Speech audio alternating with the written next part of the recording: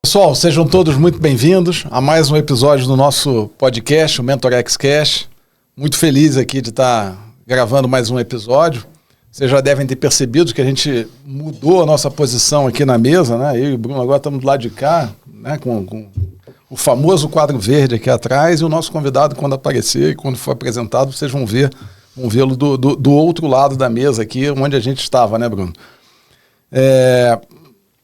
Continuamos aí na nossa jornada, muito felizes aí com a repercussão que tem tido do nosso programa, do nosso propósito está sendo atendido, mas, como de praxe, não posso deixar de pedir a vocês que vocês participem do nosso canal, que vocês se inscrevam no nosso canal, que vocês comentem sobre o nosso projeto, que vocês comentem nos nossos vídeos, que vocês participem dos nossos vídeos, curtam os nossos vídeos e compartilhem, né? É o que eu costumo dizer, o YouTube só vai fazer a distribuição do nosso material, do nosso conteúdo, a partir do momento que ele veja que é relevante. E para ser relevante, ele precisa que pessoas comentem, que pessoas interajam com o nosso conteúdo. Então, peço encarecidamente que vocês façam essas inscrições no nosso canal e compartilhem os nossos vídeos. Em todos os canais possíveis, todos os canais possíveis, mas assim, eu estou aqui dando foco no YouTube, mas enfim, são todos possíveis e imagináveis. Instagram, LinkedIn, até TikTok tem, então não tem desculpa para não acompanhar alguma e curtir algum. Não tem desculpa.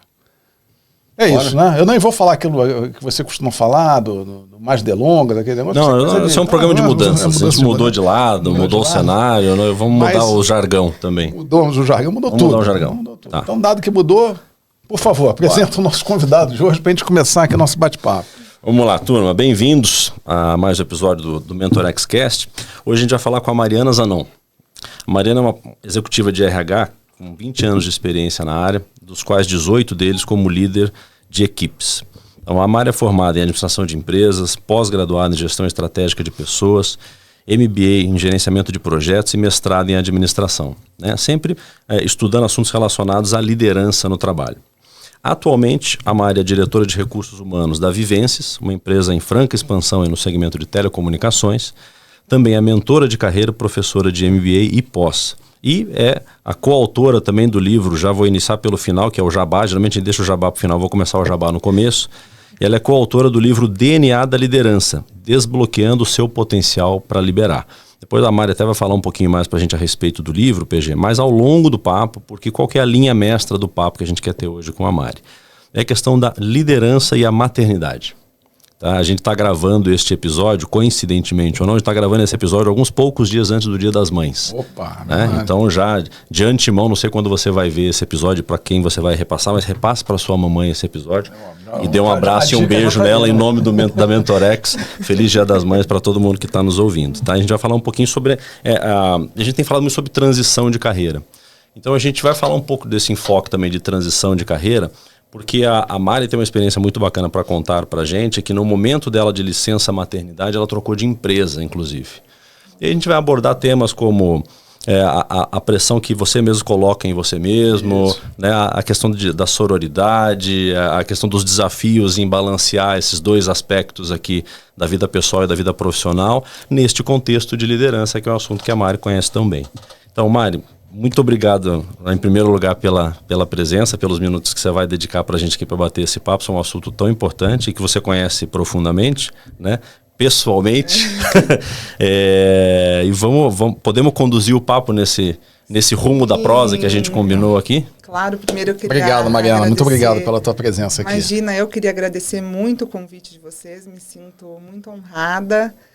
Acompanhei o nascimento da MentorX, né? É verdade. E acho que duplamente assim, emocionada. Uma por estar aqui com vocês e outra por estar perto do Dia das Mães. Eu que sou uma mamãe nova, fresca, né? Meu segundo Dia das Mães aí. Então, está sendo um prazer. Parabéns. Obrigada. Aí, antes de mais nada, não posso esquecer de transmitir também aqui um abraço afetuoso da Andréia, que ela fez de tudo para estar aqui com a gente, mas infelizmente ela hoje não conseguiu, mas ela mandou um abraço para você, tá? Muito obrigada. Um abração, Andréia. Ô Mari, vamos entrando aqui no assunto, então. Quando você retornou, né, a tua maternidade é a primeira. É isso? Eu tive uma primeira gestação que eu perdi, tá, né? E eu acho que também legal falar sobre isso, né, da importância do trabalho e das pessoas que trabalham com você no momento desses, né? Sim. porque os gestores não estão muitas vezes preparados para lidar com isso. Então eu tive essa primeira perda e o suporte da minha gestão na época foi fundamental. Poxa. E aí também tive, né, a maternidade toda, e depois que eu voltei da licença eu fiz uma mudança de empresa. Isso. Né? E esse era o ponto que eu queria começar explorando aqui pra gente, porque assim, primeiro a questão de uma eventual insegurança que se tem quando a gente retorna da licença maternidade, por conta de, sei lá, de anos de experiência ou de anos de uma mentalidade de que, puxa vida, a gente, quando você contrata uma mulher para cargo de liderança, vai perder ela por 6, 7 meses. Então esse perder por 6, 7 meses, a gente acaba se colocando às vezes numa situação de o que vai acontecer nesses 6 meses? As coisas mudam em 1 mês, em 6 meses você vai ficar fora, a empresa é outra. Então, será que é o melhor momento para sair? Será que é o melhor momento para engravidar? O que eu vou esperar? O que me aguarda na volta? Então, como é que foi um pouquinho gerenciar essa ansiedade da volta, né? Com pressões que às vezes não só o ambiente se impõe, mas a gente se impõe também, né? Com certeza. Pela idade produtiva que a gente tem, pela carreira que você construiu, etc. Como é que foi essa ansiedade de voltar com essa questão aqui de toda essa novidade de ser mamãe, de deixar o bebê com outra pessoa para cuidar e voltar para cuidar do teu outro bebê, que é a tua carreira. Como é que foi esse processo, no meio disso, mudar de empresa? Porque já não bastasse a pressão natural eventualmente do retorno, ainda decidiu mudar de empresa nesse momento, Mari. Eu acho que é um momento que não é fácil, né? Não é fácil por vários aspectos. Eu acho que tem um primeiro aspecto cultural ainda, você falou muito bem, né, Bruno? Poxa, vou perder o profissional 6 meses, então a gente vive muito isso, né? Ainda como mulheres dentro, né, da sua carreira, e eu como profissional de RH, eu lido com esses vieses inconscientes aí dos gestores, né? Então, não foi um processo fácil. As empresas hoje, elas não são as mesmas de 3 em 3 meses, basicamente, muda muito. E mesmo empresas mais tradicionais, você percebe que tem a internet e a agilidade do dia a dia, a mudança do mercado, as coisas estão tão rápidas que você, de fato, se perde nesse processo. Então, é você em transição, uma transição muito profunda, é a empresa em transição. Então, assim, não foi um processo fácil. A saída da licença, a maternidade, essa preparação gera bastante ansiedade. E eu acho, assim, que se eu puder tentar contribuir com quem está vivendo esse momento, teve uma coisa que essa mesma gestora que me acolheu muito nessa perda, ela estava comigo lá, só que ela foi mandada embora 1 semana antes de eu ter o meu filho, né? Mas ela me falou uma coisa assim, ela falou assim, Mariana, se eu puder te dar uma dica com base na minha experiência, porque na minha licença maternidade, eu vivi a empresa, não vivi o meu filho. Entendi. E ela falou assim, a gente não tem controle sobre as coisas, então a minha dica é, viva esse momento. Né? E eu queria falar um pouco disso, porque durante esse processo eu tentei de alguém que colocava muito em primeiro lugar a empresa, eu acho que a gente de fato tem que ser, sim, líderes das nossas carreiras, né? Sim. Mas é saber também dosar que talvez você vai se sentir culpado pelo que vai acontecer na volta e vai culpar mais ainda porque você não viveu o teu filho, e aí você fala, puxa, não vivi meu filho, e aí agora eu voltei e estou sendo mandado embora, né? E parte disso você não tem controle, né? Não tem controle. Então eu acho que a primeira coisa é a gente não ter vergonha de ter a nossa família, de ser mãe. Eu tenho uma amiga, assim, ela engravidou do 2º filho e ela estava 2 meses e meio na empresa. E aí ela falou, e é executiva também, né? Ela falou assim, eu só estou me preparando para comunicar à empresa sem me desculpar. Isso foi tão forte para mim, porque a gente normalmente vai... Parece que você está fazendo alguma coisa errada, né? Parece que você está fazendo uma coisa errada. E assim, para a gente estar aqui hoje é porque alguém decidiu ter a gente. Exatamente. Né? Os donos dessas empresas estão lá porque alguém decidiu. Então, eu acho que esse olhar tira um pouco da pressão. Né? E acho que uma coisa que me gerou bastante preocupação da volta é porque os números não são legais, né? Então, se a gente pega, assim, 50% das mulheres são mandadas embora em até 2 anos do seu retorno de licença maternidade. Eu não tinha conhecimento sobre isso. Até 2 anos. 2 até anos. 2 anos, 50% A FGV fez um estudo sobre licença maternidade e a grande maioria é mandada embora nos primeiros 6 meses, mas até 2 anos, 50% das mulheres são mandadas embora. Entendi. E eles entram até na questão que é sem justa causa e tudo mais. E uma coisa assim que falando de números também, né, tem esse aspecto, tem o aspecto que a decisão de ter um filho, ela impacta 10 anos na tua carreira, na carreira da mulher. E aí vem várias situações, né? Mulheres que são mandadas embora, que para se recolocar tem que baixar o seu nível salarial. Então, as mães profissionais ganham menos do que outras mulheres não mães. Então, todos esses dados, eles vão nos assustando. Né? Com certeza. E uma das coisas que... acho que o mundo tem mudado, né? Eu falando até um pouquinho, já entrando nessa transição, uma das coisas que mais me chamou a atenção nesse processo seletivo que eu participei, porque eu voltei de licença, foi muito desafiador voltar, porque eu voltei em uma empresa diferente, né, nessa questão de segurança, mas eu acho que eu tive também bastante leitura de cenário para ser muito atenta. E teve um movimento que eu fiz,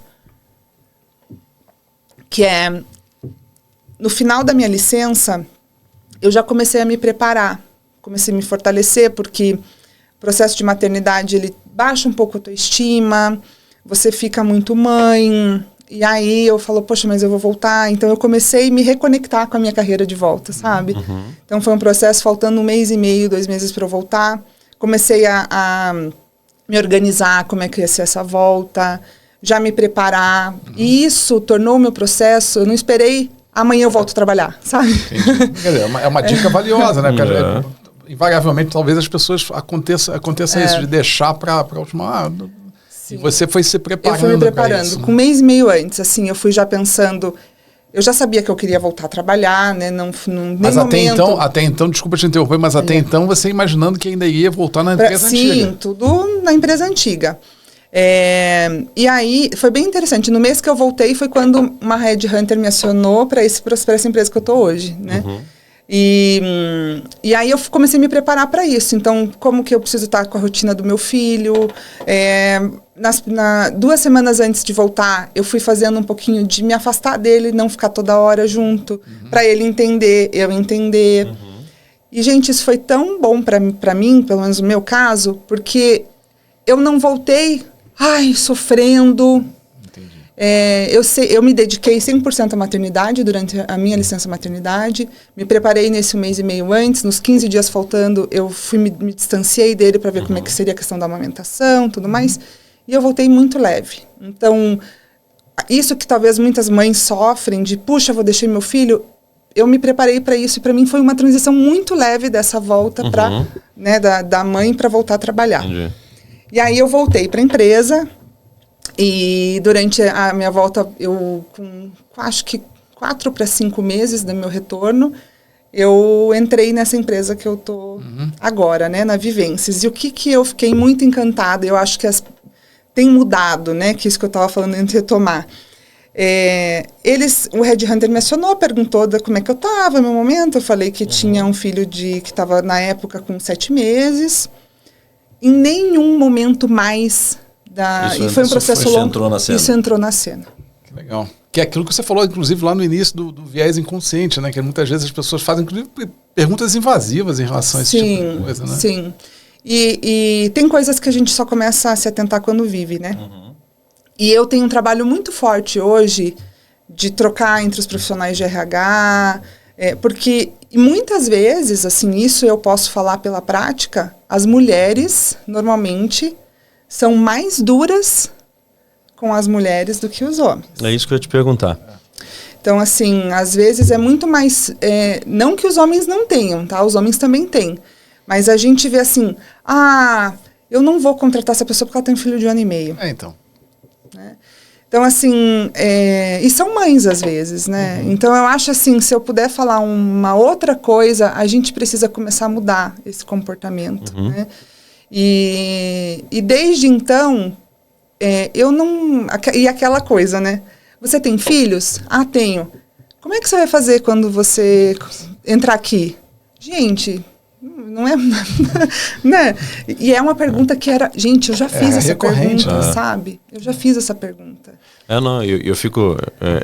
eu já passei por alguns processos seletivos, a gente já ouviu muita coisa também. Né, às vezes, né? E a gente já ouviu muita empresa que acha que isso é bem normal. Inclusive, o cara não percebe o que ele está colocando na cena. Em qualquer assunto relacionado à maternidade... tem sempre o viés de que é uma pessoa que eu vou contratar e vou perdê-la por tanto tempo. É sempre a inferência que o cara faz. Por exemplo, você já tem um filho, legal, vai querer ter um irmãozinho, não vai? Então assim, vai ver um segundo por aí e tal. Essa pergunta claramente já está vislumbrando que você vai ficar fora mais um tempinho. Exato. E você sabe que se o cara fez essa pergunta, ele já está colocando você em algum tipo de ranqueamento de preferência. Né? Agora, o louco dessa história é o seguinte, né, Mário? Porque assim, se você quiser colocar esse viés na cena, você coloca ele de qualquer jeito.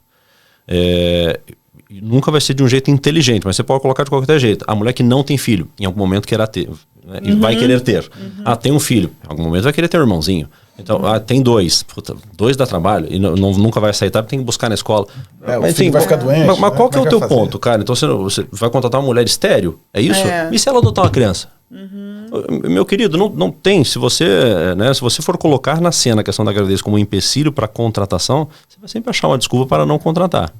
Né? Mas esse é o ponto que você falou. As pessoas que estão ali, que montaram a empresa, tiveram uma mãe que ficou grávida um dia, certo? E que eventualmente parou de trabalhar por um período, né? E isso não impediu nada. Sim. Não impediu a empresa de chegar onde chegou, não impediu nada. E aí, a pergunta que eu ia te fazer é o seguinte, Mário, porque eu lembro no livro, você colocou numa das postagens que você fez sobre o livro, eu achei legal essa frase, que eu concordo muito com ela também, que a liderança é um caminho solitário. E cada vez mais, né? Quanto mais você cresce, mais solitário. Mais você sobe na pirâmide, mais solitário você fica. E aí me veio à cabeça a questão da sororidade.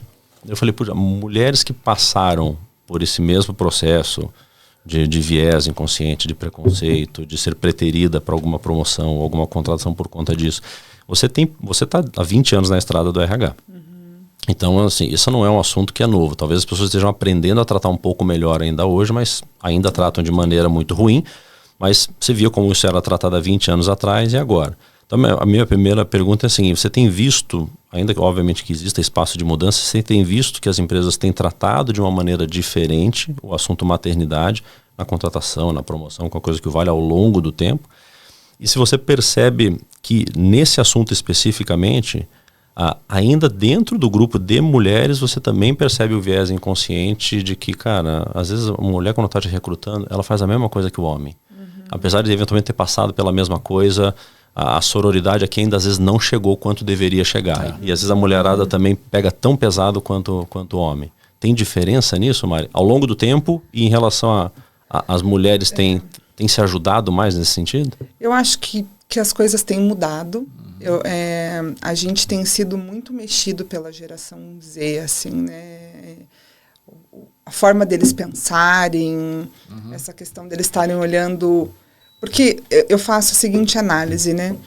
Quando os meus pais entraram no mercado de trabalho, eles precisavam trabalhar para comer, né? Então, quando você precisa trabalhar para comer, o teu nível de vou fazer o que for preciso, ele é né? Hoje, as pessoas têm uma qualidade de vida, se comparado com pessoas de 60, 80 anos, melhor. Claro. Né? Então, isso faz com que eu possa escolher. E se aí eu posso escolher, muda o mercado. Não era a realidade do passado, né? Então, e essa geração está olhando para isso. É uma geração que quer ser menos líder do que a minha geração, por exemplo. É uma geração que olha para as práticas, como as pessoas se tratam. Olha para o clima com uma forma diferente. Né? Então, eu vejo assim que se a gente não está mudando por nós mesmos, a gente está mudando por uma pressão de baixo para cima, de quem está vindo, né? Então, eu vejo, sim, por exemplo, esse processo que eu comentei com vocês, que eu passei, gente, em nenhum momento, em nenhum dos gestores que eu conversei, entrar nesse assunto para mim já foi assim, uau. Vai ter evolução. É verdade. Uau, né? E eu tenho sentido, assim, de algumas trocas, como eu falei, algumas trocas, as pessoas têm mudado, esse assunto está deixando de ser, os RHs têm discutido essa questão de orientar os gestores, que esse não é a melhor forma. Então, acho que eu vejo, sim, uma evolução, né, do que a gente está vivendo agora. Eu acho que deve ter sido bem pior para minha mãe quando engravidou, por exemplo. Sim, né? sim. E respondendo a tua segunda pergunta, Bruno, se eu vejo diferença entre mulheres e homens, eu vejo. E eu vejo que, às vezes, as mulheres são mais duras com elas, né? E porque acho que talvez chegar lá, a gente ainda tem uma questão de liderança feminina muito aquém do que o mercado coloca de meta e do que as empresas falam em diversidade. Você não tem ainda essa diversidade feminina, então chegar lá muitas vezes foi com muita luta. Então eu, né, vou dar meu sangue para manter. Eu acho que tem isso e a gente é às vezes mais armada do que os homens. Mas eu sinto que existe um movimento de apoio. Mas eu também tenho uma preocupação com esse movimento de apoio. Assim, eu espero ser muito bem interpretada aqui. Porque eu acho que quando eu acredito na união. Então, quando eu falo da sororidade, eu não penso assim, nós mulheres temos que nos unir. Eu penso, nós temos que nos unir. Perfeito. Sim. Né? E um exemplo disso, lá na empresa que a gente está, nós fizemos o Dia das Mulheres, nós convidamos todos os homens para participar, porque para mim não é um assunto... Eu tenho que, sim, ter empatia, porque eu passei por isso, mas eu tenho que olhar para o todo. Então, assim, se eu só me unir e não fizer relacionamento com os homens, como que a gente vai mudar? Né? Como que cadeiras de quem toma decisão de contratação, por exemplo, os maiores gestores são homens. Como que eu vou mudar esse discurso se eu não me aliar a ele, se eu não mostrar isso? Tem que vir para o jogo, tem que vir para o contexto. Então, eu acredito no poder da união de todos, e não de assim, então vamos nos unir mulheres e aí fica uma coisa um contra o outro. Eu não acredito nesse caminho. Acaba gerando um silo, na verdade, né? A ideia de fortalecer só... Né, digamos assim, fortalecer só as mulheres não faz sentido se isso gerar um silo, que na verdade você vai aumentar, né, o conflito propriamente tal. E é movimento que eu vejo muitas vezes, sabe? Não, sem dúvida, até aquelas criações de grupos de diversidade dentro das empresas, né?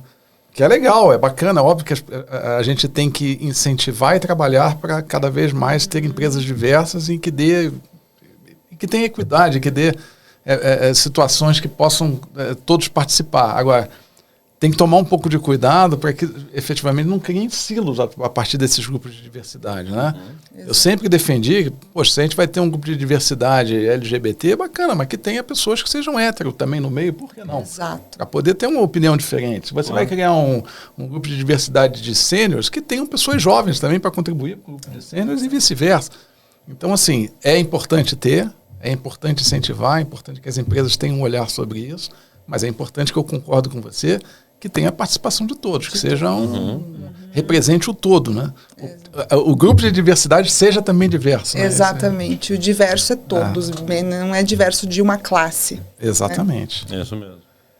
Porque a gente acaba confundindo as coisas, né? Você vê, tem muita gente que fala uma expressão que estava agora menos em moda, mas ainda estava muito em moda um tempo atrás, que era bem beligerante a respeito de qualquer assunto que você discutia sobre diversidade, era tal do lugar de fala. Então, assim, dado que se eu não posso engravidar, eu não tenho lugar de fala a respeito de que eu acho que deveria ter mais ou menos benefício, então como é que eu vou ajudar? Se eu sou homem e não posso engravidar, eu não tenho lugar de fala a respeito do assunto maternidade, deveria ter. Eu quero contribuir, quero ajudar, quero dar minha opinião, etc. e tal. As pessoas confundem muito essa questão, às vezes, do lugar de fala.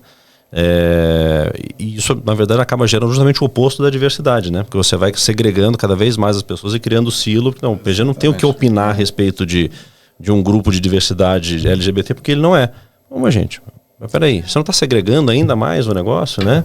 Então as pessoas confundem um pouquinho essa questão realmente de lugar de fala. E eu acho que a união, de fato, é o que faz muito mais sentido. E aí você vê que é importante que é o papel do RH nessa história, né, Mari? Cada vez mais estratégico é o RH, cada vez menos operacional, né? Também nesses 20 anos, você deve ter visto muito essa migração das áreas absolutamente operacionais, que era quase um DPzinho melhorado ali, E olha a importância, eventualmente, das políticas do RH, da questão do aculturamento, para a gente ter esse tipo de discussão saudável nas empresas e não bloquear a oportunidade não só para as mulheres, mas para a empresa, né? Tem muita empresa perdendo a oportunidade aí de não contratar eventualmente por preconceito uma mulher em idade absolutamente produtiva, né? Com a capacidade intelectual ferrada, né? Sensacional, e eventualmente por uma questão de, acho que no desempate eu vou preferir... Você cria uns pré-julgamentos que muitas vezes não faz. Tá perdendo tanta oportunidade aí, né?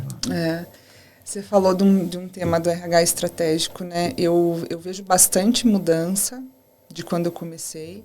Acho que ainda, talvez, muito lenta, porque eu ainda vejo que a gente fala muito desse RH estratégico, mas ação concreta mesmo, sabe? É difícil, porque é um trabalho... E eu entendo que é um trabalho de formiguinha, né? Porque quando você... a gente falou de seleção. E eu tenho uma fala, assim, que a gente pensa que DP processa e paga folha, que seleção faz entrevista e contrata.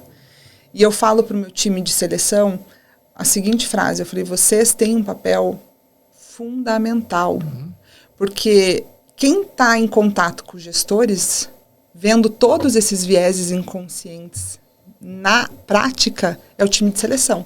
Muitas vezes o business partner de RH, que para ser um parceiro do negócio, às vezes ele pode estar próximo ou não, mas as pessoas que estão ali, por exemplo, com esses gestores, vendo como ele entrevista, eles têm um papel fundamental no desenvolvimento. E se a gente não olha para esses profissionais com essa importância, a gente está distanciando, por exemplo, o RH estratégico. Né? Então, o diretor não está lá. Então, eu preciso escutar o meu time. Poxa, olha, a gente está tendo bastante entrave para contratar mães, e eu passei por isso já na minha carreira. Olha, essa gestora aqui, normalmente, ela não contrata profissionais que têm filho até 1 ano e meio. E ali você começa a trabalhar. Poxa, eu vou trazer isso para discussão. Poxa, e assim a gente vai construindo esse RH estratégico. Sem dúvida. E eu acho que o que você falou é fato, isso acontece. A gente, né, na nossa experiência profissional, quantas vezes a gente começa a perceber esse tipo de coisa, né? A pessoa começa a só contratar e só trazer para dentro do time pessoas que sejam... que tenham afinidade com o jeitão da pessoa, né? Justamente ela é oposta a buscar diversidade, para justamente construir uma equipe que possa ter diversidade de ideias, né? Criar situações diferentes. Mas se a gente não tomar conta e o RH não tiver uma visão sobre isso, uma visão estratégica sobre isso, corre o risco de você ter todo mundo igual. E cara, assim, você abre mão da diversidade, né? Que é justamente o oposto do que a gente está buscando aqui, né? E o mercado, eu acho que aos poucos ele vai se preparando, assim, né? Esses tempos eu vi um post que falava mais ou menos assim, tá todo mundo discutindo se eu devo mudar o nome do RH. Fazendo rodas e reuniões. Não pode ser recurso humano, porque recurso a gente tem que ser gestão de pessoas, gestão e gente e gestão. Capital humano. E aí, people. Gente, assim, o nome... eu acho que a gente tem que gastar a nossa energia para, de fato, fazer as ações que tornem a gente mais próximo das áreas clientes. E aí, quando eu falo que desse trabalho de formiguinha, porque existe uma... os executivos, a companhia tem que também se preparar para esse RH estratégico, né?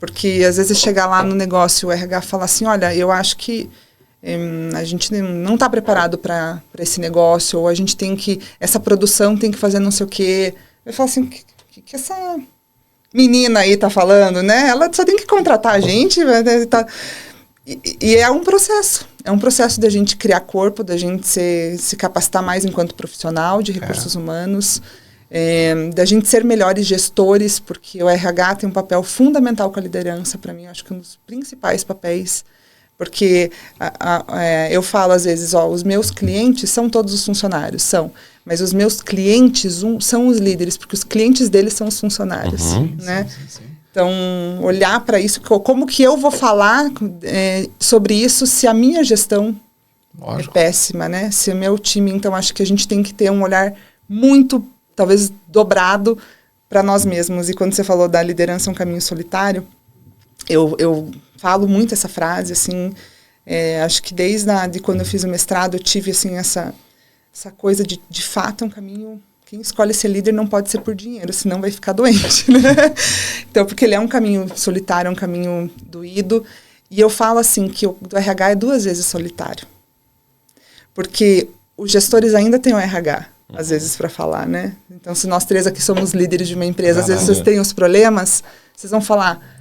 Mariana, deixa eu desabafar aqui com você e tal. E para quem que o RH vai desabafar? Quem faz o RH do RH? Quem cuida de quem cuida, faz o né? RH do RH?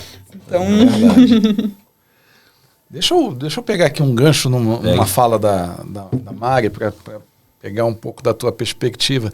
Você falou das gerações novas que estão chegando no mercado, enfim, e indiscutivelmente com uma perspectiva diferente, as perspectivas e ambições dessa turma é completamente diferente das nossas, das gerações que estavam para trás aí. E, obviamente, isso traz um cenário de novas dificuldades. Os relacionamentos, as conexões, elas acabam tendo essa dificuldade.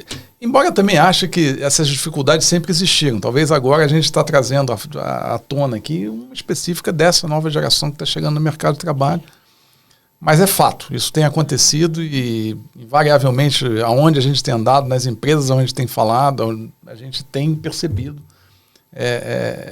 essas situações essas situações geracionais aparecendo de uma forma mais contundente do que aparecia antigamente. Até porque, de novo, talvez quando eu tenha vivido isso durante a minha carreira profissional, não aconteceram tantas mudanças assim, né?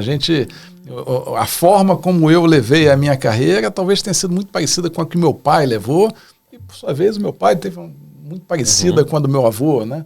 Isso agora talvez seja uma mudança enorme, porque as coisas estão acontecendo mais rápido, mudando mais rápido, né? Mas aonde eu quero chegar? Você sabe, né, Mari, a gente tem muito um viés voltado para discutir com a turma e dar treinamento à turma dentro de competências comportamentais, que é o que a gente entende que é soberano e sempre vai ser uma necessidade nas relações humanas. Não é algo que vai se tornar obsoleto, é algo que a gente, por mais que a gente se desenvolva, por mais que a gente tenha a oportunidade de se desenvolver, sempre vai ter a oportunidade de aumentar um pouco. Dentro desse contexto de competência comportamental, assim, que atitudes que você observa que continuam valendo e continuam sendo importantes mesmo nessa relação com essa geração nova que tem perspectivas diferentes, traz dificuldades diferentes, que dificultam um pouco essas conexões, esses relacionamentos. Você acha que tem algumas coisas que, independente de gerações, elas vão ser, como a gente está colocando aqui, pelo menos como a gente acredita, são competências que a gente precisa sempre estar trabalhando? Sim. Eu vejo... Tem 2, acho que, principais competências aí que eu fico atenta como vai ser o futuro do trabalho, né? E a gente vai ter que trabalhar isso muito forte com a geração de hoje, porque eles têm muitos pontos de vista que vão fazer e já estão fazendo o mercado sacudir aí para o melhor, né? Ao passo que eu também sinto que existem gaps importantes e que isso torna a vida deles e a das empresas difíceis, né? Então, eu tenho 2, assim, que para mim são muito fortes, que é o comprometimento e a resiliência. Né?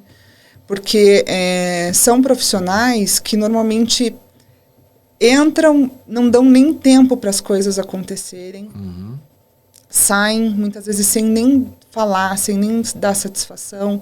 Então, pouca resiliência e baixo comprometimento. Então, isso vai fazer com que todos perdem, na minha visão, nesse formato, né? E eu acho que essa aí tem sido, talvez, assim, quando a gente fala dessa geração mais nova, uma geração que... E eu não acho que seja de nenhuma forma... tem muita gente que fala, geração mimimi, tem um pouco dessas coisas. Não é nada nesse sentido, mas a gente precisa trabalhar, de fato, eles entenderem que eles só vão contribuir mais se eles puderem fazer parte, né? E me veio um negócio agora, quando eu entrei no mestrado... Sim. Academia é um mundo à parte, né? Sim, é outro mundo. É um mundo à parte. E aí, a gente que é do mercado de trabalho vai sentar numa cadeira, né, acadêmica, a gente sofre muito, porque você fala, meu Deus, o que é isso, né? E um professor uma vez falou assim para mim, para a turma, na verdade, ele falou, gente, ele era do mercado também, só que ele dava aula de mestrado e doutorado, seguia uma carreira acadêmica, mas tinha sido do mercado, o que é uma raridade. E ele falou assim, primeiro passo para a gente mudar, a gente entra no jogo e depois a gente muda. Só que para entrar, às vezes a gente tem que, né, passar e abrir mão aquelas regras, para depois a gente poder fazer a transformação que a gente vê que faz sentido. E eu acho que é isso que falta, assim, para essa geração poder trazer a visão deles e contribuir e melhorar, eles precisam entrar e ficar, né? Sim. Porque, e aí eu acho que as empresas estão começando a falar, a gente fala muito de retenção, né? Retenção de talentos e tal.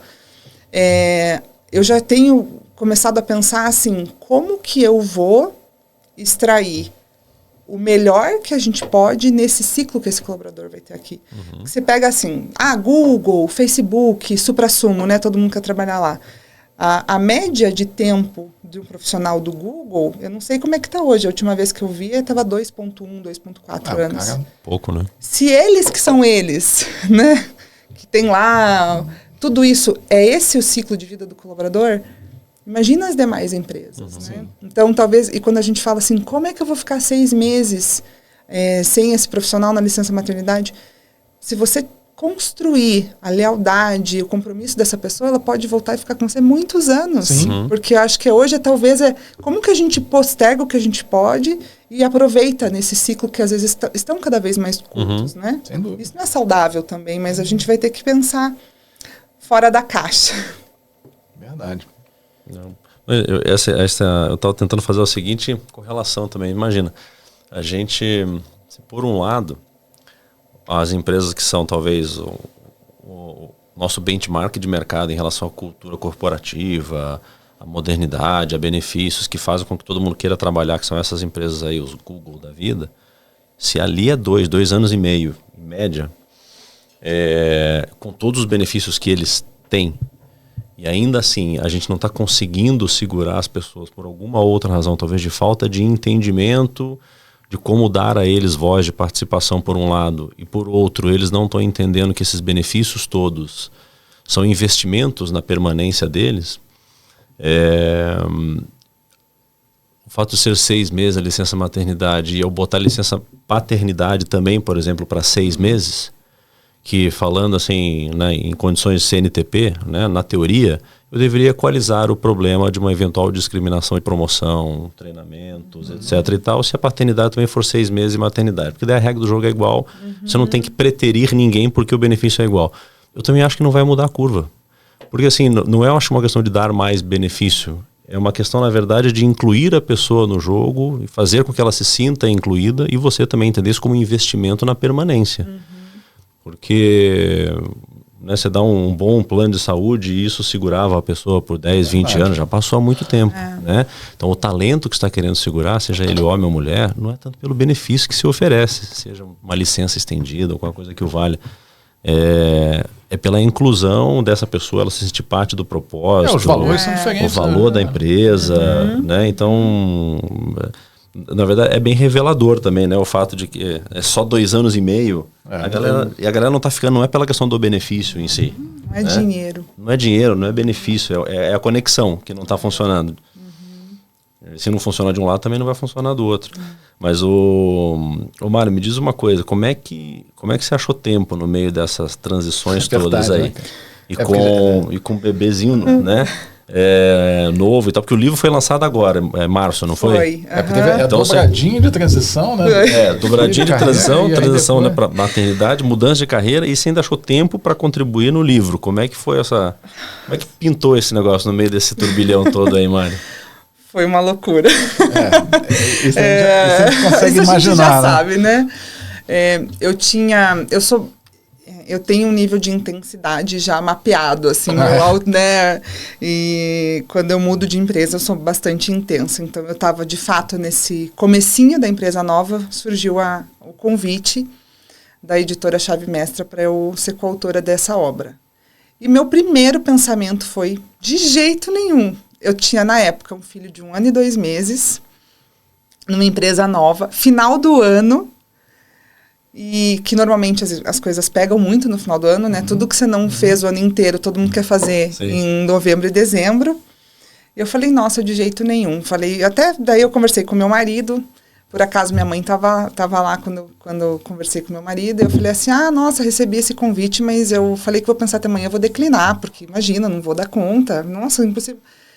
E aí eles ficaram, não, você tem que ir, imagina, você vai perder essa oportunidade, você tem que aceitar. Eu falei, mas como que eu vou fazer isso?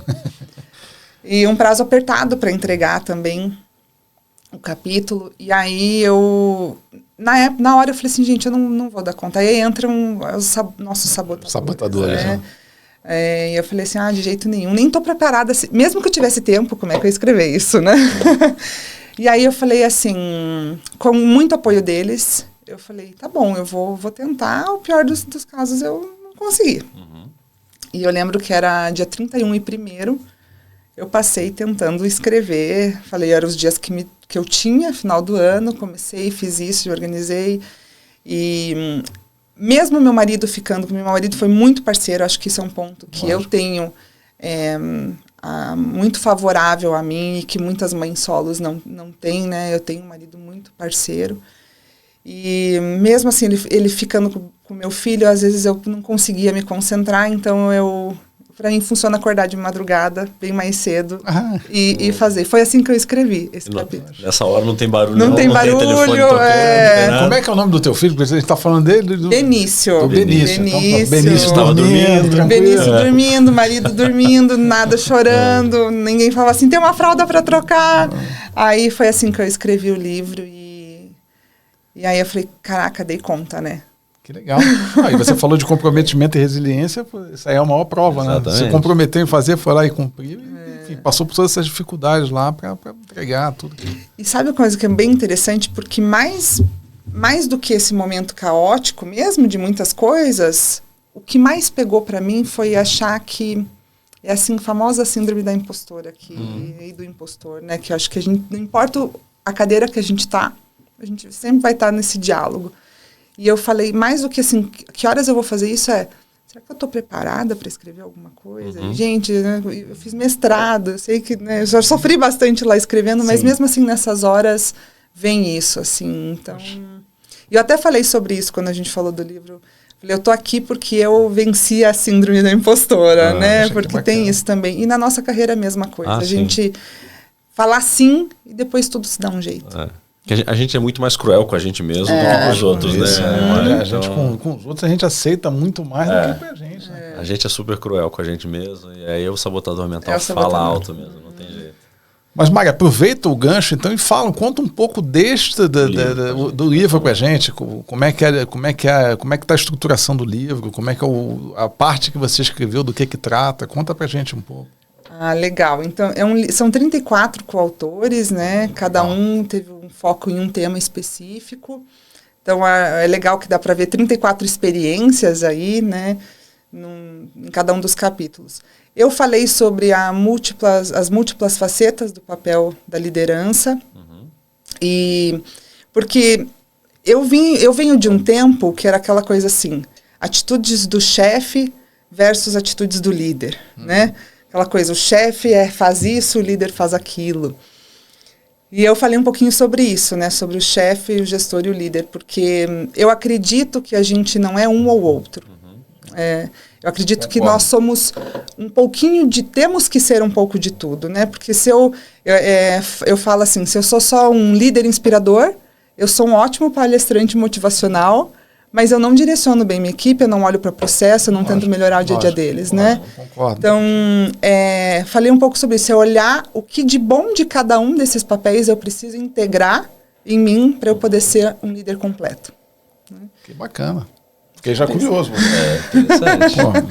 E talvez a gente tenha que depois trazê-la aqui para falar especificamente. Só sobre esse tema. Boa. Porque, gente, a gente precisa dar uma embrulhada para viagem aqui já. Porque a gente já está com o tempo estourado.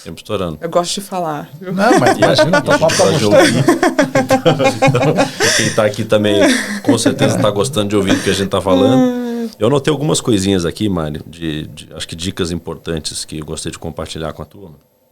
Ver se eu esqueci alguma coisa, Mari, PG. De tudo isso que a gente falou aqui, o que eu anotei que para mim soa como mais relevante? Uma estatística que me chamou muita atenção, me impactou muito, entre os desafios todos da questão da maternidade, a licença maternidade, é que você falou que a gravidez, ela impacta 10 anos na carreira de uma mulher. Então, 10 anos, cara, é muito, muito tempo. E aí você tem impactos desde, por exemplo, dificuldade de recolocação ou aceitar um downgrade de salário de cargo para poder se recolocar. Então, é super impactante esse tema. É por isso que a gente está falando a respeito dele do jeito mais aberto e transparente possível, porque sim, isso impacta muito. Ainda hoje, menos ao longo do tempo, mas ainda impacta muito em decisões como contratação, promoção, transferência e por aí vai. Só que uma coisa que precisa ficar muito claro para todo mundo que está aqui, principalmente para as mulheres que estão nos ouvindo, é que maternidade não tem que ser uma desculpa, né? Você não precisa se desculpar por estar grávida ou ter que tirar a licença maternidade, jamais. Então, a gente está falando muito de sabotador mental, a gente está falando muito aqui da autopercepção. Cuidado para ver se você às vezes não está se colocando numa situação em que, puxa, chefe, desculpa, mas eu estou grávida. Estar grávida não é uma coisa que jamais vai demandar desculpa de ninguém. Né? Então, se você está se colocando nesse lugar, fique atento e saia dele. Uma das dicas que a Mari deu para a gente, que eu acho que é muito importante também, é o seguinte: a gente precisa viver cada momento, momento da carreira, momento pessoal, momento familiar. Cada momento que a gente vive na vida é único e é tão importante para a construção de quem a gente é. E o PG fala tanto que a gente não tem um lado pessoal e não tem um lado profissional, né? Não tem um eu profissional ou eu pessoal. A gente é um só. O eu é um só. A gente tem objetivos pessoais e profissionais, mas a gente é um só. Então, o que faz de você uma boa pessoa, consequentemente um bom profissional, é porque você aproveitou e viveu o melhor de cada um dos momentos e tirou o melhor de cada uma das experiências, como pai, como mãe, como filho. Então, assim, viva cada um desses momentos e muito cuidado, porque eles passam rápido. Então não tente apressar, por exemplo, tua licença maternidade para voltar logo, ou antecipe isso, porque é um período super importante para você, para o teu filho, a tua filha, e você vai se arrepender depois de tentar acelerar desse negócio. Então viva cada momento. E aí uma dica super importante que a Mari fez, e acho que vale a pena vocês anotarem também, que é a questão de tentar preparar o espírito.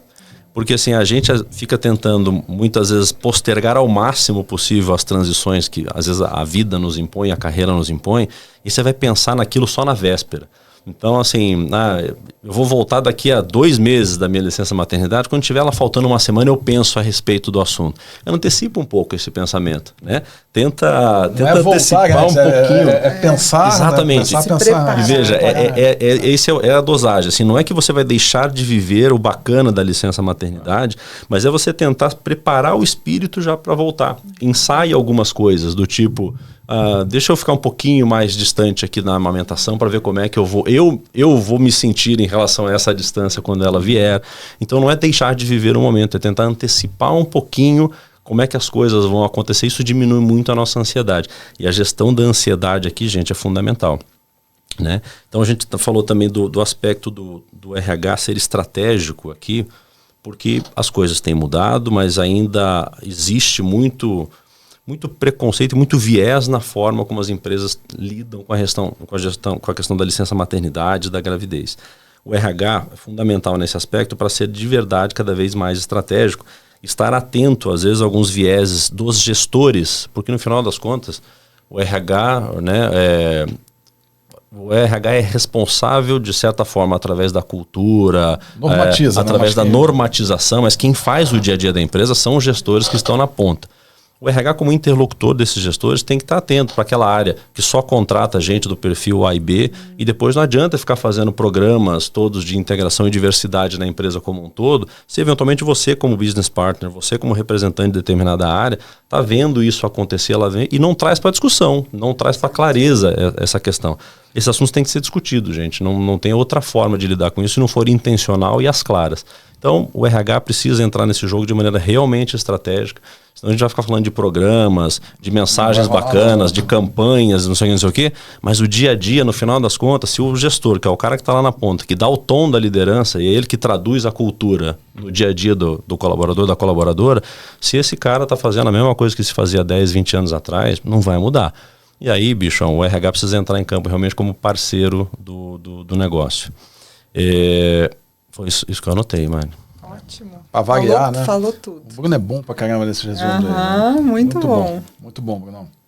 Muito bom, Mari. Não, lógico. Muito bom, né? Mas o teu resumo é muito bom também, né? Show de bola, gente. Pô, Mário, foi uma delícia, tanto que passou voando. Muito rápido. Tempo.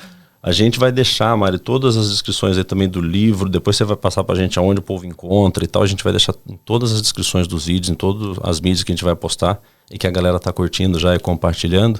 Ali embaixo tem todas as descrições do livro também.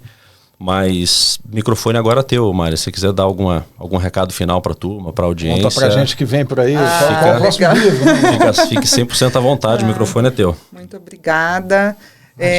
Primeiro, assim, um prazer falar com vocês. Foi ótimo. Foi de fato um bate-papo. Me senti em casa. Bom. Mas é essa a ideia. Obrigada. Eu tenho um projeto também de mentoria, né? Mas eu tô desenhando um projeto novo com foco em recursos humanos. Então, quem se interessou pode me seguir nas redes sociais, no LinkedIn, no Instagram, que em breve tenho novidades. Né? Legal. A gente coloca também teu LinkedIn aqui, coloca tudo. As redes sociais também na legenda dos vídeos. Então, mas é isso, o livro vai estar lá e é isso, gente. Um grande, grande prazer e obrigada pela oportunidade de vocês estarem dando da gente discutir sobre esse tema, né? Porque eu amo o meu trabalho e eu sei que eu faço a minha parte lá no dia a dia. Só que vocês têm o poder de levar isso para muitas outras pessoas e o nível de impacto disso, né, não tem como mensurar. Então, parabéns pelo trabalho de vocês, por esse espaço. Muito bom. E assim, eu faço suas as minhas palavras, porque assim, quanta coisa legal, né, que você trouxe aqui, que você pode estar compartilhando com outras pessoas que estão vivendo situações muito parecidas com essa sua, da maternidade, né? E que às vezes precisam de uma palavra de apoio, né? uma história que possa conduzir melhor esse assunto, né? De uma forma estruturada dentro da empresa, né? Então, a gente fica muito feliz quando a gente consegue trazer um profissional do teu gabarito, né? Para estar passando a tua experiência para outros que estão vivendo isso daí e estão aí nos seguindo aí, nesse Brasilzão afora aí, né? Então, Mari, muito obrigado pela tua generosidade de dividir essas histórias aí com a nossa audiência, com a gente aqui. Foi muito bacana. Eu fiquei gostei bastante de ter tido esse papo contigo hoje aqui. Muito obrigado. Tá bom. Obrigada. Partiu? Partiu. Pessoal, mais um episódio aqui do MentorX Cash de extrema qualidade. Compartilhem, comentem do nosso projeto. Mari, usa a tua rede social também, os teus seguidores, e comenta sobre o nosso trabalho, faz isso daí espalhar, porque, de novo, histórias como essa que você dividiu hoje com a gente aqui são muito importantes chegar a outras pessoas que podem se inspirar aí no que você contou aqui hoje pra gente, tá? Muito obrigado. Bruno, obrigado. Pessoal da produção, valeu, show de bola, obrigado. Obrigado. Nos vemos. Até a próxima. Tchau. Tchau.